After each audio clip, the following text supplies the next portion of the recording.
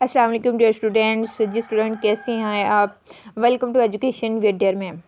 आज का जो हमारा टॉपिक है वो टॉपिक है व्हाट इज़ फ्रेज़। फ्रेज़ क्या होती है, क्लास क्या होती है, स्टूडेंट को इन दोनों टॉपिक्स में बहुत ज़्यादा कन्फ्यूजन होती है।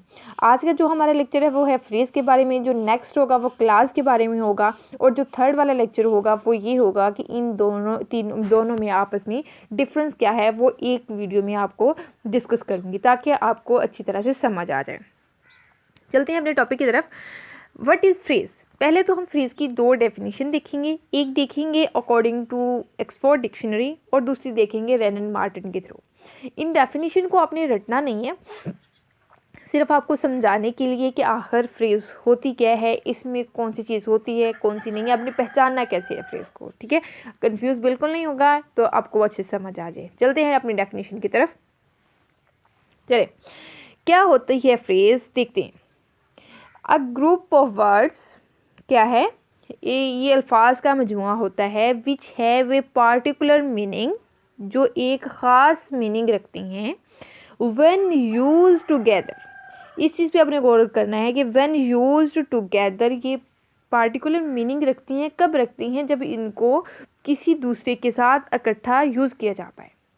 मतलब ये कि इनका अकेले का कुछ मतलब नहीं होता, जब सेंटेंस का दूसरा हिस्सा इसके साथ मिलता है तो हमें मफ़हूम क्लियर होता है। क्या ये अल्फाज का मजमुआ होता है, ये पार्टिकुलर मीनिंग रखते हैं। कब रखते हैं? जब ये किसी चीज़ के साथ दूसरे लफ्ज़ों के साथ मिलकर इस्तेमाल होती हैं तो हमें एक मफ़हूम देती हैं, तो वो क्या कहलाता है? फ्रेज़ कहलाता है। नेक्स्ट आपको एग्जांपल्स आएंगे तो आपको अच्छे से समझ आ जाए। नेक्स्ट डेफिनेशन है रैन एंड मार्टिन की। रैन एंड मार्टिन की डेफिनेशन पढ़ते हैं। Phrase is a part of a sentence. Phrase जो होती है वो सेंटेंस का एक हिस्सा होती है। हमने ये वाली चीज़ पढ़ी। Phrase is a part of sentence. It is a short collection of words. ये कलेक्शन होती है वर्ड्स की, शॉर्ट, छोटे से, मतलब 3-4 वर्ड्स होते हैं इकट्ठे, ज़्यादा भी हो सकते हैं, कोई ज़रूरी नहीं। विद इनकम्प्लीट सेंस, मैंने जो आपको पहले बात बताई कि इसकी सेंस कंप्लीट नहीं होती है, ये इनकम्प्लीट सेंस होती है। जब आप क्लास पढ़ेंगे तो उसकी कंप्लीट सेंस कंप्लीट होती है, फ्रेज की सेंस जो होती है वो कंप्लीट नहीं होती। दोबारा एक दफ़ा देख लेते हैं इसको कि क्या होती है। Phrase is a part of sentence. जो फ्रेज होती है वो सेंटेंस का हिस्सा होती है।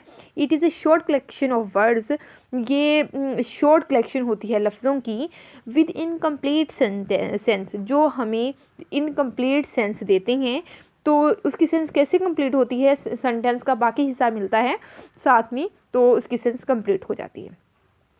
सबसे इम्पॉर्टेंट चीज़ जो होती है फ्रेज में और क्लास में पहचानने का तरीका वो ये होता है कि फ्रेज में ना तो सब्जेक्ट होता है और ना ही वर्ब होता है, ना ही मेन वर्ब होता है, ना ही वो सब्जेक्ट होता है। क्लास में ये चीज़ें होंगी, जब हम डिस्कस करेंगे तो आपको अच्छे से समझ आ जाएंगी। तो आपने यहाँ पे ये बात याद रखनी है कि जो फ्रेज होती है उसमें ना तो फ्रेज होती है, ना तो सब्जेक्ट होता है और ना ही वर्ब होता है। चलिए हम एग्जाम्पल से समझते हैं। हमारी फर्स्ट एग्जाम्पल है on at the door. At the door से हमें मतलब तो समझ आ रहा है, लेकिन क्या कहना चाह रही हैं, क्या मफहूम है, क्या मीनिंग है एट द डोर, कोई सेंटेंस, कोई समझ हमारे पल्ले बात नहीं पड़ रही है एट द डोर से। तो इट मीन्स ये क्या है? फ्रेज। ना तो इसमें सब्जेक्ट है ना इसमें वर्ब है। In the morning, in the morning हमें समझ आ रहा है सुबह में। सुबह में क्या, आप जल्दी उठे, आपने खाना खाया, क्या किया आपने, कुछ पता आता नहीं है हमें, तो ये क्या कहलाएगी? Phrase. On the table, on the table पर क्या है? टी है, आप बैठे हो, क्या कर रहे हो ऑन द टेबल, तो हमें कुछ नहीं समझ आ रहा। At the night, at the night क्या हुआ था? बिल्कुल समझ नहीं आ रही हमें, तो इट मीन्स ये क्या है? फ्रेज है। इन द होटल, होटल में आप गए थे, आप होटल में बैठे थे, आप होटल में खाना खा रहे हैं, ये कुछ कर रहे हैं, हमें कुछ भी सेंटेंस की कंप्लीट मफहूम हमें समझ नहीं आ रहा, तो ये क्या है? ये हमारी है फ्रेज। ना तो इसमें हमारे पास सब्जेक्ट है ना हमारे पास वर्ब है, तो क्या हो गया? ये फ्रेज।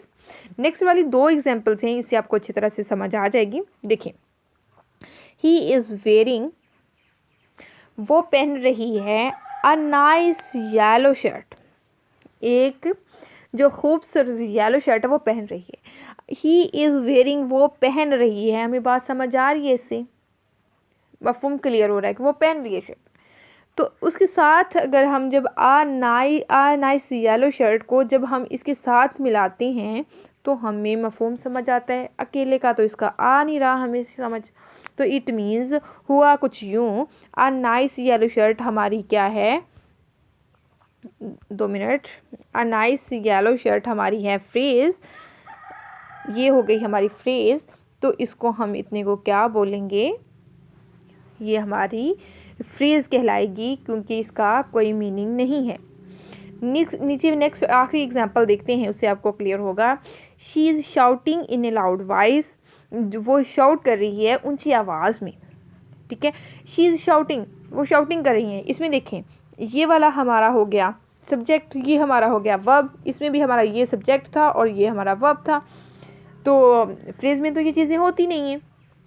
तो इट मीन्स हमारा इन ए लाउड वॉइस में हमारा क्या हो गया, हमारी फ्रेज़ हो गई। ऊपर वाले में हमारी फ्रेज़ थी आ नाइस येलो शर्ट और नीचे वाले में है इन ना लाउड वॉइस। ये होती है फ्रेज़। फाइंड अप करते हैं कि क्या हमने पढ़ा आज। हमने पढ़ा कि फ्रेज़ क्या होती है। हमने देखा फ्रेज़ एक ऐसे लफ्ज़ों का मजमुआ होती है जिनकी सेंस क्लियर नहीं होती, ना तो इसमें सब्जेक्ट होता है ना इसमें वर्ब होता है। सबसे बड़ी पहचान इसकी ये होती है। हमने एग्जाम्पल्स देखी नीचे और इसको अच्छे से समझा। अगर इसके अलावा फिर आपको कोई कन्फ्यूजन हो तो कमेंट करके बताइएगा, तो इंशाल्लाह आपकी कन्फ्यूजन ज़रूर दूर हो जाएगी। चलिए इख्तिताम करते हैं अपने लेक्चर का एक अच्छी बात के साथ। दरख्त जितना भी बड़ा हो जाए, मोटा हो जाए, लंबा हो जाए, अगर उसको मिट्टी से अलहदा कर दिया जाए वो सूख जाता है, खुश्क हो जाता है, उसके पत्ते ड्राई हो जाते हैं, आहिस्ता आहिस्ता बिल्कुल वो ख़त्म हो जाता है। बिल्कुल इंसान भी ऐसी तरह अगर आजिज़ी को छोड़ दे तो इंसान में से इंसानियत ख़त्म हो जाती है। इसलिए आजिज़ी और इनकिसारी को कभी भी मत छोड़िएगा। दुआ में याद रखिएगा। Thank you. अल्लाह हाफिज़।